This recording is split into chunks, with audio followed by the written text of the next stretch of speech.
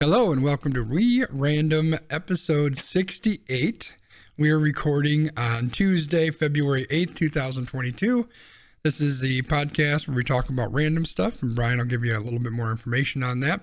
But before we do that, I got a story to tell you. So I heard this secondhand, but Brian actually mentions to his wife that a husband is like a fine wine.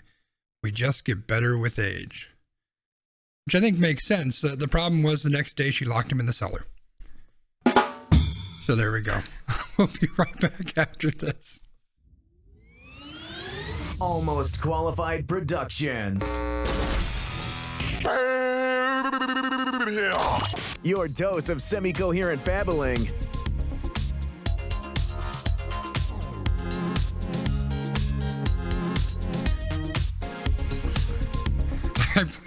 End of the podcast music at the beginning. This is episode 68. My name is Landmark. That's Gonzi. All right, now that the sing is out of the way, we can't get DMCA'd for that because that was an original tune by yours truly, Landmark. So I'm Landmark. That's Gonzi. Say hello to the wonderful people, Gonzi. Hey, everybody. So, as you can tell, we are almost qualified podcasters. Almost.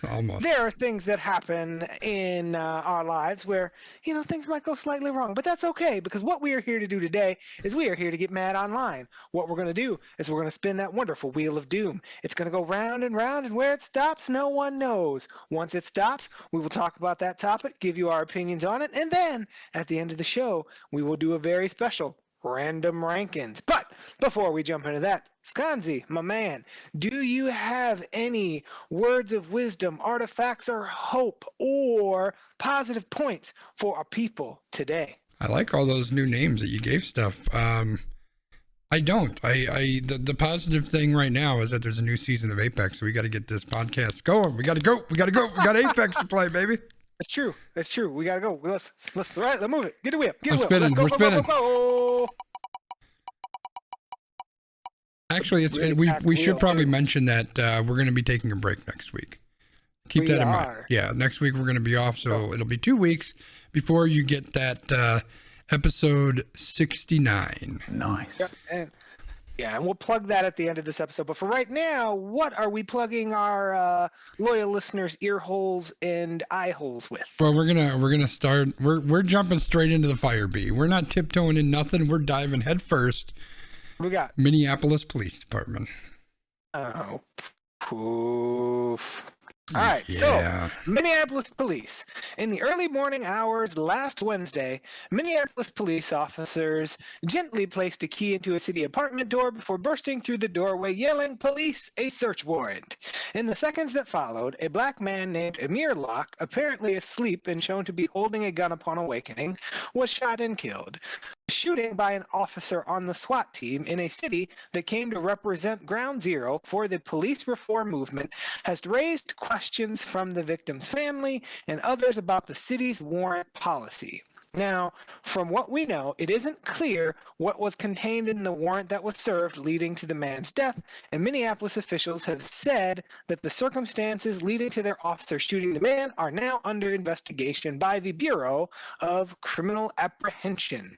The police said that the man was not named in any search warrants, and attorneys for the man's family say he was in legal possession of the firearm. So, this story basically brings together one of the biggest contentions that people have with warrants, which is the no knock warrant where they don't have to knock and announce their presence, versus the knock warrant where they have to knock and announce, "Hey, it's police, let me in." So I honestly kind of don't know much about this story. I saw it, but I kind of have been outside of being part of the hubbub about it. What's your involvement been in this, Gonzi? Well, I wouldn't say I'm involved, but but, have you been more kind of following it? Or a little bit. Outrage? A little bit. I haven't been following it a whole ton. I know there's been all sorts of protests in Minneapolis, which you would expect and would hope for. Yeah, it's this is an important thing to talk about, right? And this is the kind of stuff that you and I would normally talk about, which is kind of what this podcast is our way of kind of chit-chatting about stuff. But can I just say, and I'm gonna take a quick sidebar here. I had a one-on-one meeting with my boss's boss, a skip level meeting today, and she asked me how the podcast is going, and I kind of cringed a little bit because I know how much I swear on the podcast, and I told her that I'm trying to not get as angry. I'm fucking sick and tired of these stories, B. Like, when are we gonna fucking stop this shit? This is ridiculous.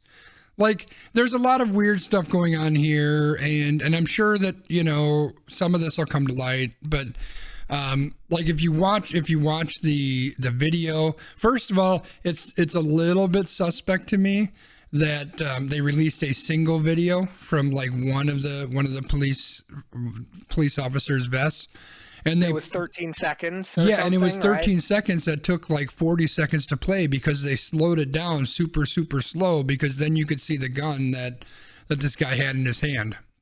So clearly they're trying to paint a narrative, right? Right.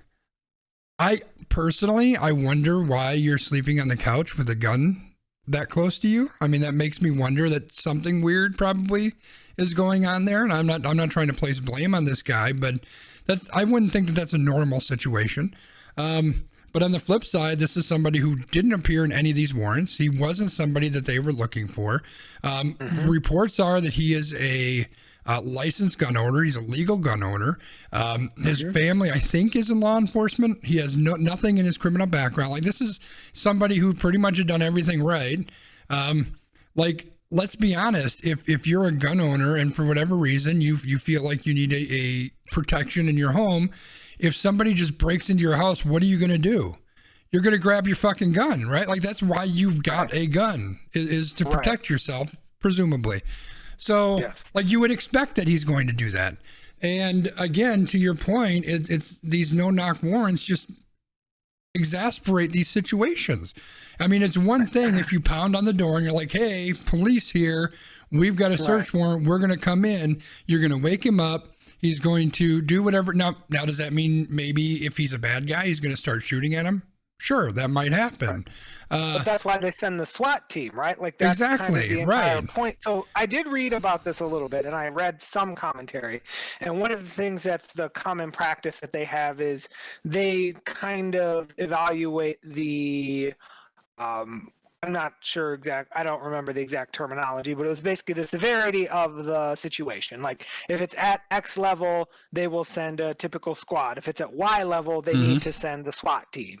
So they do that in advance. And then when they send the SWAT team, like, you know, it's kind of like you said with knock versus no knock. And one of the comments that I've read online, and obviously, you know, we don't always want to trust things online, but just kind of taking people's words at face value, a lot of people said, you know, when this happens, like in their apartment or in their neighborhood, it's very difficult to make out the words like police or whatever. A lot of people are like, it just sounds like someone is like yelling please, or like come in, and like if you hear people banging and somebody going like please, like you're like, I'm not gonna go by that door, I'm not doing that, right? Like, like when you're startling people, it's a very challenging situation, and it's, you know, it is difficult.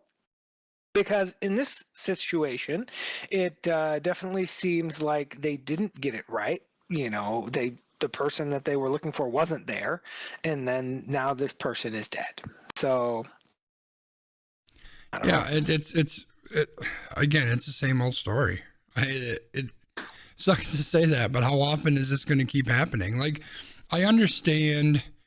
You know, you're sending the SWAT team for a specific reason, right? I understand that they gave them both a regular warrant and a no-knock warrant so they could decide in the moment what they need to do. But here's the thing, is we have seen time and time again that these individuals are not capable of making that decision in the moment. They're just not. You don't give your kid a sharp knife and tell him to go play with it.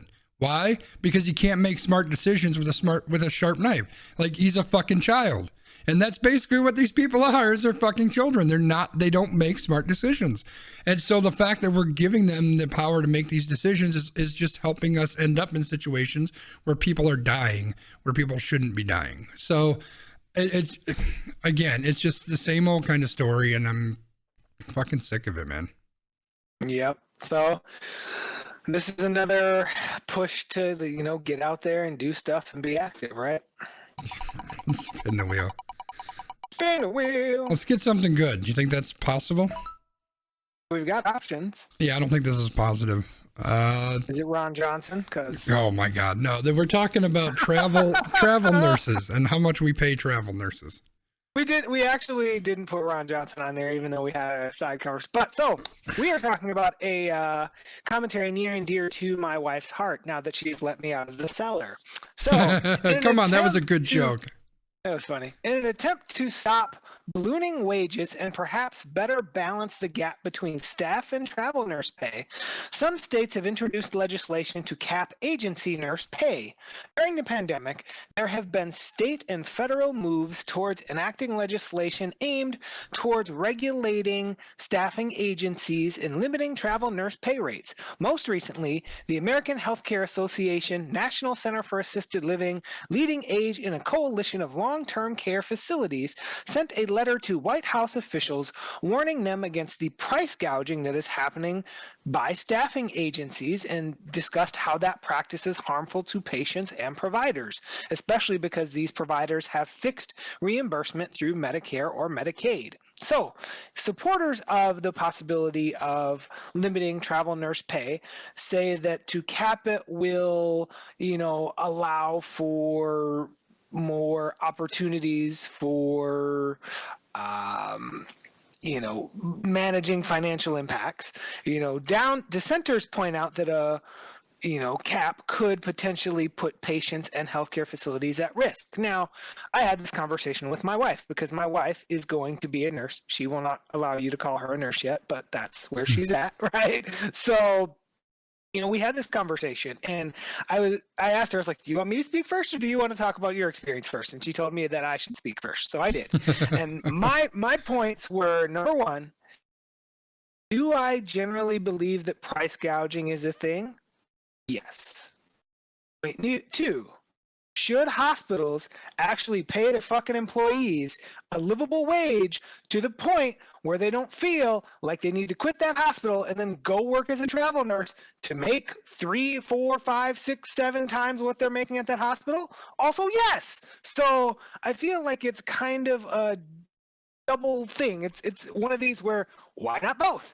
Because I think that these staffing agencies are, price gouging, and the reason that they are is because they can. Because these hospitals are hurting. Like there are literally hospitals who have had travel nurses on staff for 6 months, a year, whatever. There are travel nurses out here who there are job postings that are available that you can make $80,000 by working for, what was it? I think it was 13 weeks as a travel nurse, right? I should have been a nurse.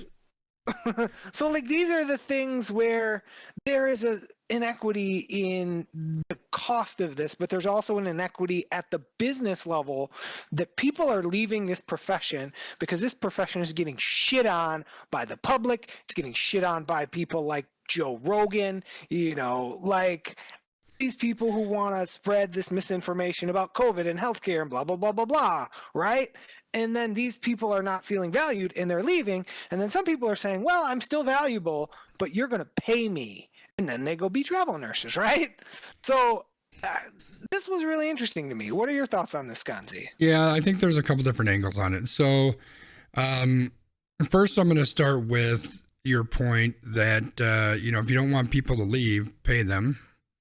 Like, that's the market leveling itself out, right? Like if you ask these rich people that, hedge fund people and all those individuals, they're going to tell you that, the reason that the cost of things go up is because the market demands it. The reason why it costs you an extra, 20% to buy a house is because the market demands it. The reason that your milk costs 20% more is because the market demands it. But salaries going up, no, that's a problem. Oh, but the market demands it. No. We need to legislate just and put a cap on it. Like they're just talking on both sides of their face. So I do think there's an issue here, and I do think the issue is with the middleman. I think these agencies are definitely raising prices. I mean, ideally, you would want people who are dedicated, staying at a single hospital, right, or a single location. We know somebody who's a nurse, and obviously your wife soon will be. But we know somebody who's in that situation, right? She's an on-staff nurse, and she does her thing.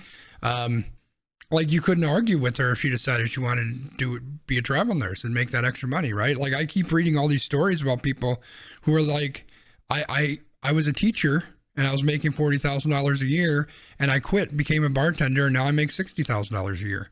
There's a story I was just reading today about some guy talking about his wife who makes less money with 2 master's degree as a teacher than his son does, his 20-some-year-old son, as a pizza delivery guy. Like, how is this even a thing, right?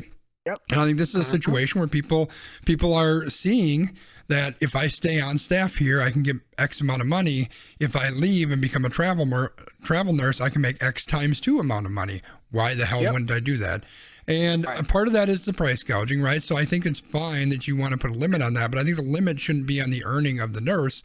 The limit needs to be on those agencies, and that's where the problem is going to be. And unfortunately, they kind of control things at this point, because, you know, the travel nurses, as far as I know, and I'm certainly not an expert in this area, but like, I assume they have to go through some sort of an agency to get hired on somewhere. So how do you balance that? I don't really know. Maybe you legislate how much of a take the agencies can take. Because I think one point in this article it mentioned that they take like 35-40% of the salary, which is insane, right?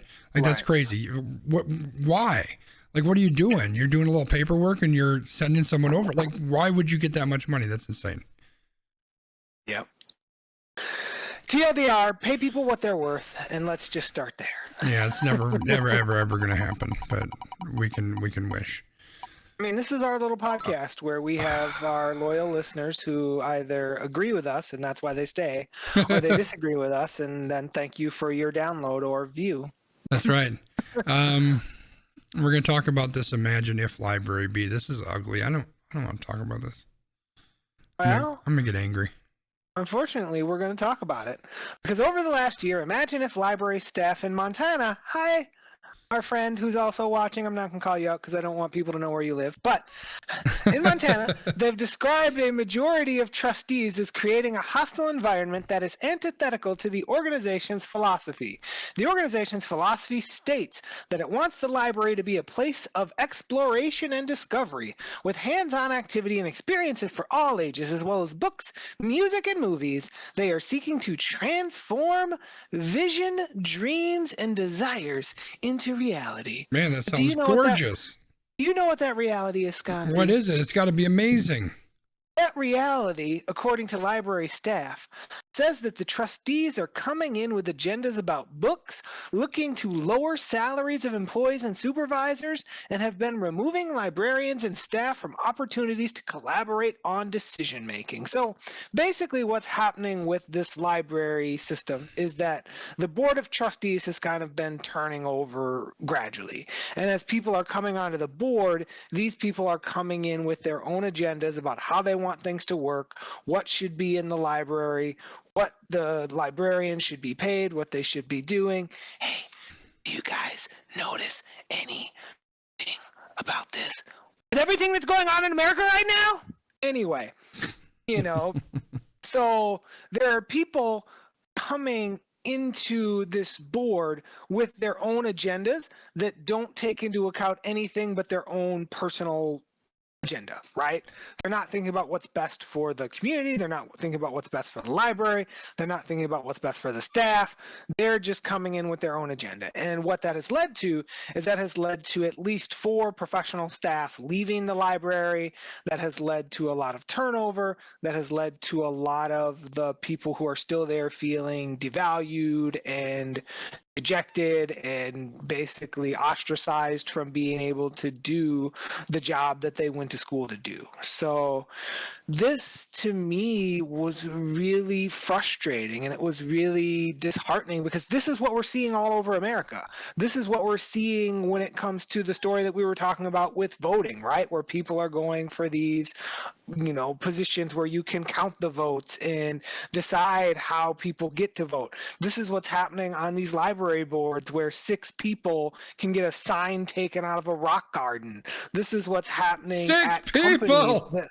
Right. This is what's happening at companies, and in states where they're proposing legislation where you can't make white people do diversity training, right? Like, this is I went on a rant. Well, I didn't go on a rant necessarily, but I saw somebody on Twitter say something this weekend where they're like, hey, people need to get out and vote, because if this person gets into office, we're fucked. And I'm like, no, we are already fucked, because those people who are doing this and who are trying to shake things up are already doing, and it's working.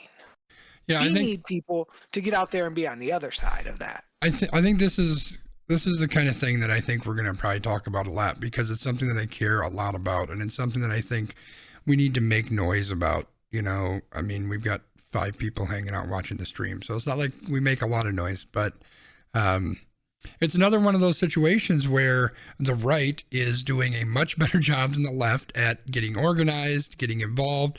The part of the story that you didn't even touch on that jumped out at me when I read through the article was, there are people who were put in position specifically because they had a specific agenda, a right-leaning agenda, and they're trying to push their own views. And they're talking about banning books in the fucking library because they talk about gay people, because God forbid, gay people are the worst thing ever.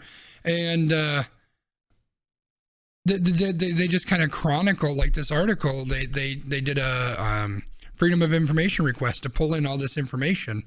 And they're looking at the different threads, email threads, and what they're trying to do and how they're working behind the scenes to try to get rid of. We don't want these gay books around, so we're trying to get rid of them. Or maybe we can lock them up in a special section that nobody has access to. And how do we get rid of the president or something along those lines? Because she's going to be somebody that's hard to work with. And again, it's disgusting that we're continuing to hate on people because of who they are.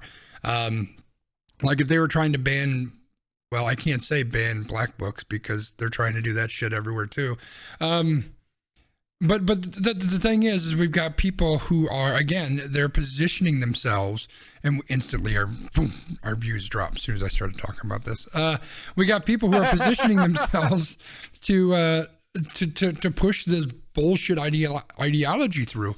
And A, it's frustrating as fuck, but B, that's what they're doing. That's what they're doing well. That's what they're doing better than people who I like to think have a little bit more sensibility to them.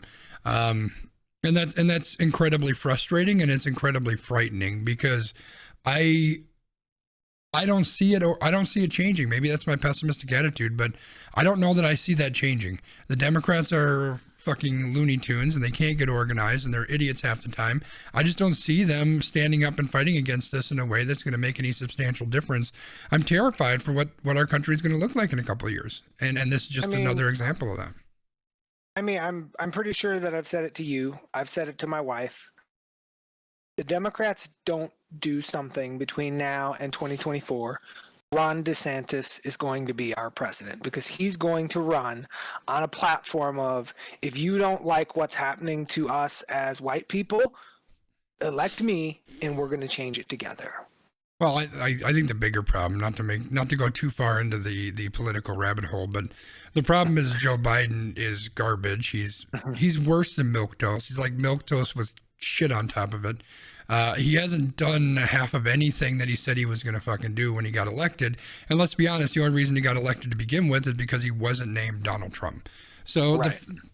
It's guaranteed whoever the Republicans put forward, they could bring Adolf Hitler back and prop him up in his fucking casket. He would get elected over fucking Joe Biden at this point. But I'm going to spin the wheel, because enough of that. Right. I'm already depressed enough. I need to go to therapy or something. We don't need to talk about this. All right, we need a good story. Come on, what do we got? I think this might be good. I thought it said Elvis originally, and then I got really excited. It might have said Elvis, but then because it tried to autocorrect it. But it says LV. What is LV? LV? I was really confused when I read this article. I'm like, I don't know where we're going with this one. So LV is tech for women by women. So this is about the LV Corporation as to when Tanya Bowler began raising funds for a wireless smartphone-controlled device to help women strengthen their pelvic floor. Prospective male investors were hesitant to speak. Half a decade later, in 2022, sales of the product, the LV Trainer, have bolstered the development and launch of a high-tech $300 Bluetooth-enabled breastfeeding accessory, the LV Breast Pump. So why I thought that this was important is because in the U.S., for example, funding for women-focused digital health startups rose 105% in the last 2 years. Bloomberg has reported that female founders have secured only 2% of venture capital, towards these products. So I think it's important to think about the fact that this is one of the things that we've talked about before, but we've talked about it in lots of different areas. But I think it's important and it's good to talk about. If we're developing products for women, I feel like women should be involved in that development process, right? Because one of the things that I was reading about with the pump that they're coming out with, like, yes, it's expensive compared to these other pumps, but they tried to develop it in a way that is more useful and functional to women. So, for example, it can be placed like in a bra instead of having to buy like a specific bra that's like a pumping bra and like all of these things, right? So having tech for women designed by women is something that I think we should be empowering and something that we should be celebrating. And it's similar to, tech for diversity, where we talk about like coding languages and stuff is coded by primarily like, males. It might have a gender bias or it might have a racial bias or things like that. So I thought that this was interesting because it's a good story about a tech company doing things for women led by women. Yeah, it's let's be honest, we live in a very male dominated society, and we see white male dominated society, and we see a lot of those negative things, maybe even if it's not overtly negative, but the fact that how many women startup companies get this kind of funding? Not a lot, right? And so really what they talk about is how she struggled to get funding for the original device, which is around helping women who may suffer loss of bladder control in their life. And I'm going to get a little bit technical and talk about body parts, but it's a device that a woman would use in her vagina to try to strengthen the muscles. Clearly, that is 100% a female product, right? Like no guy needs that or could use that outside of, the trans community, that type of thing. So, she struggled to get any kind of funding for that. And then she was able to create that product, to sell that product. And now because of that, she has shown that this is a line of products and shown herself to be, running a company that can support these types of things, and got the success of that product help her get the funding for this new breast pump that they're doing, which again, to your point, is very expensive, but it's also something that, this is kind of a double-edged sword, right? So the really innovative and interesting and cool ideas, it's something that you could, that a woman, not me, that a woman can wear while she's doing whatever. It is something that would exist underneath her bra, right? You could continue working. You could do whatever it is that you need to do. Now, the fact that you need to worry about working instead of doing what your baby needs and what your body needs is neither here nor there. But the point is, it's a great success story that she's doing this as a female inventor and a female company lead, and actually getting to the point of being able to raise funding, which in today's world isn't exactly a very easy thing to do. So yeah, definitely a good story. Awesome.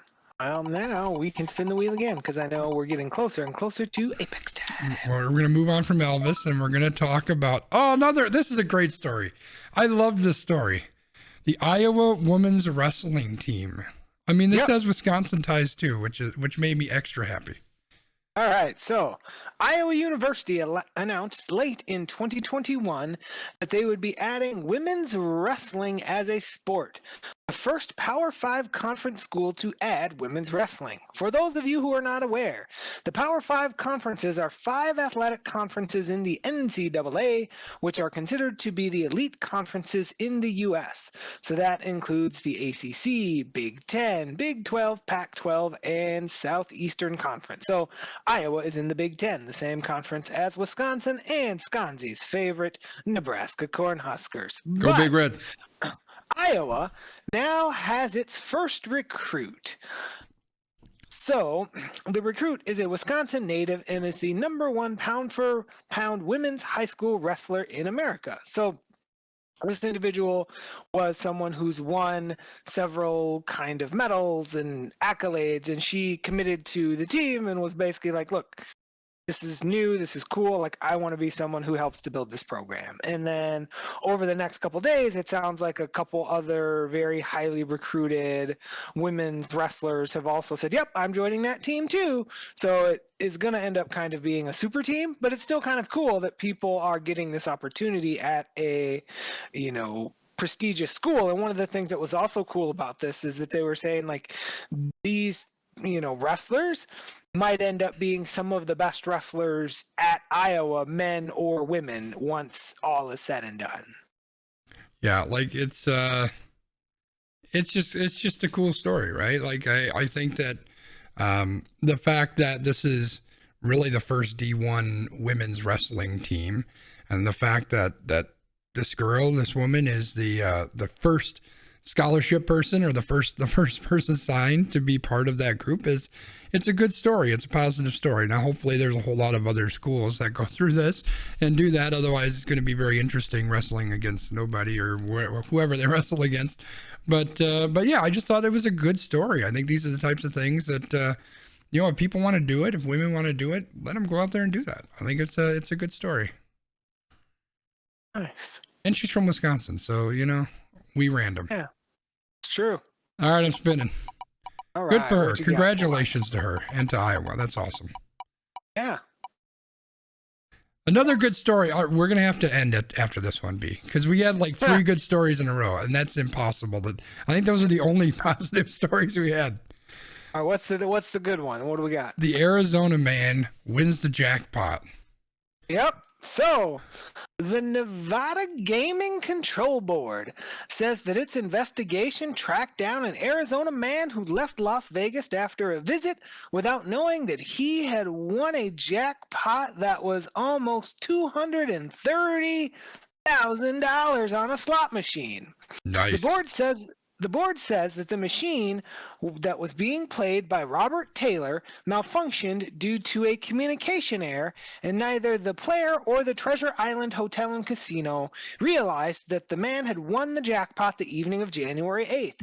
After realizing the error, the board said it began an investigation and identified Taylor on January 28th after 2 weeks of checking surveillance video, conducting witness interviews, studying electronic purchase records, and reviewing the ride-sharing data. Now, one thing that I will say, and this is always close to Sconsy's heart, care of what you're doing, because everything can be tracked. But they tracked this man down, and they actually said, hey, man, you won this money. Please come get it. So I thought that was really cool, because the casino definitely didn't need to do that.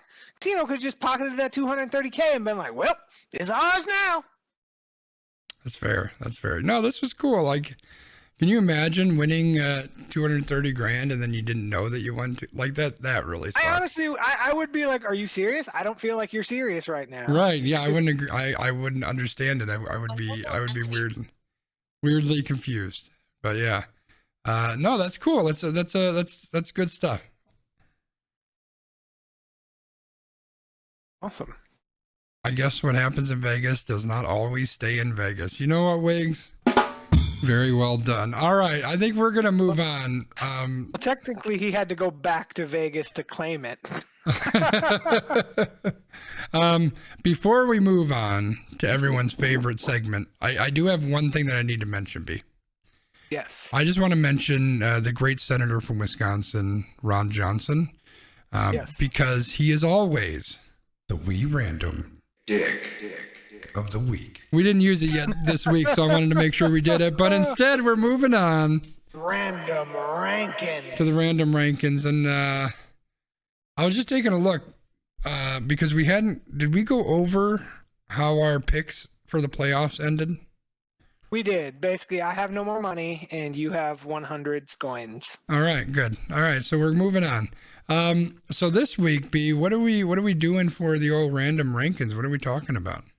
So we are picking our favorite Super Bowl prop bets. So last year, we went through prop bets, and what prop bets are? They're little fun kind of opportunities to pick random things. So you could say, how long is it going to take for the national anthem to be sung? And then you get to pick a number, whether that's, under a certain number or over a certain number. And what you're going to see in this document is Skanzi has put in the props that we have selected. Now, our loyal patrons have the opportunity to participate with us as well. So if you have not done so yet, please get your picks in by Saturday night so that we can all laugh and joyously enjoy the big game on Sunday.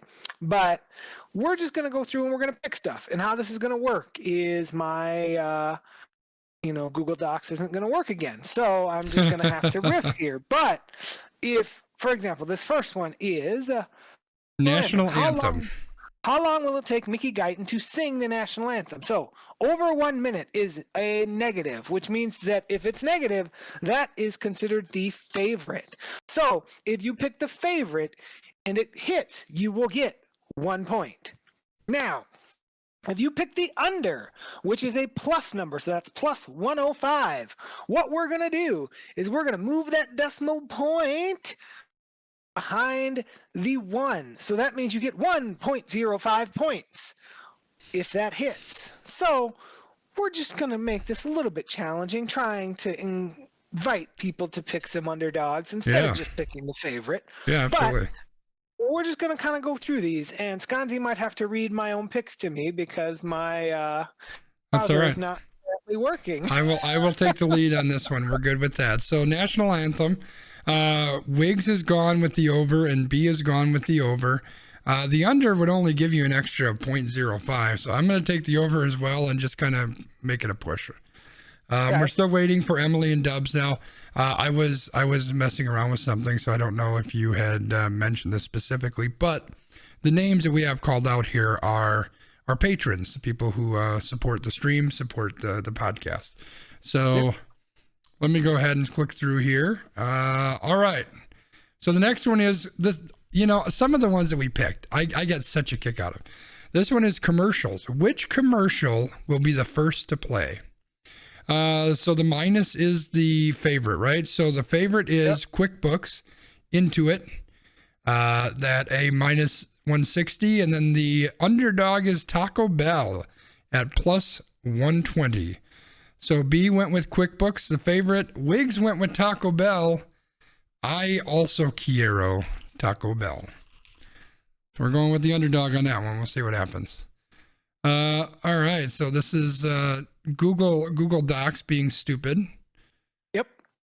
So the next one we've got stupid on your end too. Yeah, it's being really weird. All right, we'll highlight that. We'll make it work. Glad it wasn't just me. No. How many commercials will have a dog in it? So we've got. I'll never remember what the favorite is. The favorite is the minus, right? Minus, yep. Favorite's the minus. So I feel like we got burned on this one last year. The favorite is under 6.5. The underdog is over 6.5. We got B taking the under. Wiggs taking the over. I'm on the under on this one. We got burned on this one last year. We picked the over and it was like 5 and we lost because I think it was like 4. Yeah, I'm gonna go with the under on that one. And we got burned, so. All right. The halftime show ones are killing me. I love the halftime show. All right. Halftime show. What is the first Eminem song that'll be performed? So the favorite is any other song than the ones listed, which kind of makes sense. The biggest underdog is Stan. There's no way they're choosing that. B is going with Lose Yourself. Wiggs is going with My Name Is. Oh man, you know what? I'm just gonna do something different, and I'm going with the real Slim Shady. Yeah. Yeah, we're going to go with that one. Although I think Lose Okay. Yourself is definitely the one that it's probably going to be. All right. I mean, Real Slim Shady's not bad. That's, you get 3 point, I can't read it, 3.5? 350, I think. 350, yep, so you get 3.5 points if it hits. That's right. That's right. So we've also got the first song performed, period. I don't know who they're labeling as the main person. B went with Eminem, Wiggs went with Snoop Dogg. Okay. Like they've done a really good job on the few commercials that I've seen of kind of spreading it out. Like it seems pretty clear that it's not Kendrick Lamar and it's not Mary J. Blige.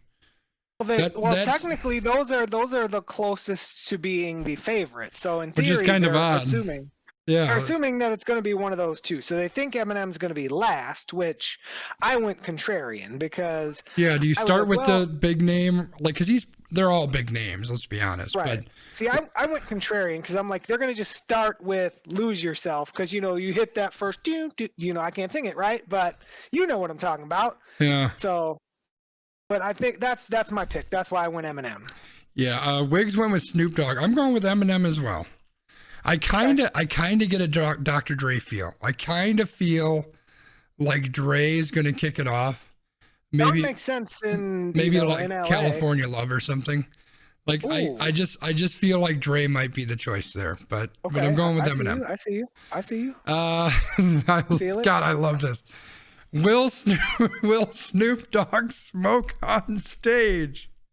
The favorite is hell no, right? The minus is the favorite. Yeah. Yep. Favorite is no. And B's going with the favorite. Wiggs says yes, and I'm going with yes just because I have to, because that would be fucking amazing. I have to go with yes on that one. I feel like Roger Goodell would not allow that because they're a major corporation sponsoring this event. Like, what are you going to do? He's just going to light up when he's out there. Who cares? No, you know what? Unless like he might have like Snoop Dogg sponsored by the California dispensaries or something, right? Snoop has gotten very commercial lately, so I could totally see that being a no. You know what? As much as I want to say yes, I'm going to change my bet. This is about winning. No, you said you were saying yes. You got to stick with your yes. Stick with your gut. I don't have to do anything. But, world think this is? I'm encouraging you to stick with your gut. All right, I'll stick with yes. Will any part of Eminem's performance be censored? We've got two yeses, and I am adding a yes because it damn well better be. And it does specifically call out what censor. Sound must be intentionally cut out or bleep censor used for a yes to be graded. The yes is the minus, which is the favorite, right? Favorite, yep. Which, that's funny. National anthem. So we're going back to the national anthem. What is going to be the predominant color of Mickey Guyton's outfit for the anthem? These are all big numbers for the most part. Wiggs went with the closest thing to a favorite, which is white. White, okay. B Makes went sense. with blue. Blue, yep. Well, it probably won't be a team color, right? Right, so it probably wouldn't be orange. So not yellow, not orange. I'm going purple. Fuck it, give me the plus 900. See, I went with Mickey Guyton, who neither of us had heard of until this weekend, but I did some Google searching, and it seems like Mickey has quite the fashion sense and has worn lots of these colors. Okay. So she is not exactly someone who is easy to predict in that way. I like how you did research to get the best picks. That's awesome. Man, so you see that I'm out of scoring, so I had to do something. That's fair. What color, Gatorade redacted, will be poured on the winning coach of the Super Bowl? The funny thing is that the favorite is actually water or clear. Water or clear. Sconzi goes with the official color of stream. That's absolutely correct. Purple. Purple. Yeah. Well, I did that for the jacket. Okay. All right. So the favorite is clear or water, which I find very interesting. B goes with the green, lime, or yellow, which is a plus 400. And then Wiggs goes with orange, which is a plus 175, which is close to a favorite. Yep. It's almost always orange. I feel like I need to go orange. Okay. It just seems like it's always orange. Yeah. So I'm going with the orange. Okay. We're moving on to who will be or who will the Super Bowl MVP mention first in his speech? So the favorite is far and away his teammates, followed by Jeebus, the city, family or family members, the coach, and the owner. So B's going with Jesus. All right. And Wiggs is going with family or friends. I mean, if it's Matthew Stafford, it's 100% going to be God or Jesus. Like, that's a good point. That's a really good point. Honestly, I don't even know if Matthew Stafford's a God or Jesus guy, but I think he is. I don't know. I could Google that, but that would require my browser to work. Yeah, it's all right. I'm going to go with teammates. I'm going with the favorite on this one. I'm going with the favorite on this one. First touchdown scorer. This one's crazy. Now, keep in mind that passing touchdowns are credited to the receiver, not the passer. So lots of big odds on this one, and this is our last pick. On this one, we've got Wiggs went with Jamar Chase, which is a really good pick. He's at plus 700. B went with T. Higgins at plus 900. Okay, I see you. I am also going to go with Jamar Chase. I think that's the answer. Yeah. Nice. Nobody T. Higgins is a Bengal too, right? Yeah, T. Higgins is a Bengal. My thought on that one is I think the Bengals score first. Yeah. And I think that they rotate a lot of coverage to Chase. Mm-hmm. So it's Higgins or Boyd. It's a coin flip. I went with Higgins. That's fair. I mean, you figure Ramsey's going to be all over Chase, but yeah. Fun. All right. So we're throwing it out to the other patrons. So Z-Dubs and Emily, if you get a chance, make sure you get out there and get those done by Saturday night. What I'll do is I'll just revoke permissions from everybody on Saturday night, just to make sure we're not changing stuff late. And then we'll review this next week. We'll see who the winner was, and maybe I'll come up with a special kind of a prize. I already have something in mind. Coins. So whoever the winner is, you get some coins. But I have something in mind that we'll do. Okay. Cool. Good deal. That's exciting stuff. Exciting stuff. Old man Wiggum, I'm surprised you didn't pick Cooper Kupp. I don't know what the heck happened. You must be drinking or something. How does old man Wiggum not pick Cooper Kupp? I don't know. Was he just like so sad about Tom Brady retiring that like he can't think straight? We didn't even have Tom Brady on the wheel. What's wrong with us? That's kind of we don't care. Well, you know what? You have to care because I don't know. We've had lots of stuff on our wheel for the last couple weeks, and some stuff slips through the cracks. Alvin Kamara, Tom Brady. Like after our football team did what our football team did, I would rather talk about the fact that Goldberg and the guy that they just hired have never been seen in the same room together, and there's a reason for that. You're probably right. All right, well, I'm going to let you continue yapping, B, and hand it over to you for your extra point. All right, so my extra point today is a callback from a conversation that I was having with a dear friend today. Now, one of the things that I've thought about in my life a lot is places that I've been, things that I've done, things that may be in my control, things that may not be in my control. But I also often think about the fact of if we are all hurtling at some point to the end of our line, what are we going to do about that? We're going to spend time thinking about all of the things that have led us to this point? You're going to make that last descent a fucking blast, man. Right? I think about it like that with, obviously, those of you who watch the podcast, those of you who listen, y'all know that I have some stuff going on. Y'all know that I have a visual impairment that's never getting better in my life, and it makes me sad sometimes. But I often think about the fact that I need to get out, and I need to enjoy things, and I need to do what I can while my vision's good. And I extend this to all of my life, right? Because there are things that are sometimes outside of my control, and it's like, do I focus on that? Or do I focus on the thing that I can fix, right? Because in the end, life isn't this big, giant, all being like whatever. It's these day-to-day microtransactions, things that can make you happy, right? Like today, I wore this new hoodie that I bought at the Milwaukee Wave game after I saw it 2 weeks ago, and they didn't have one in my size, and I was very sad. And then I got the notification that my new glasses were in. And then one of my favorite guilty pleasures as someone who's never going to drive a car in his life is going to the car wash. Those are all things that I did today, and those are things that I took joy in, right?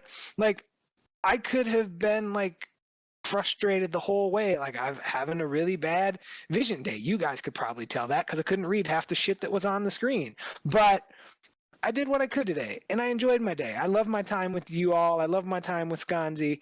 And I'm just saying all of this because I want to encourage you all to embrace the whole of where you are. Like, don't hide the bad. Don't hide how you're feeling. Don't run away from it.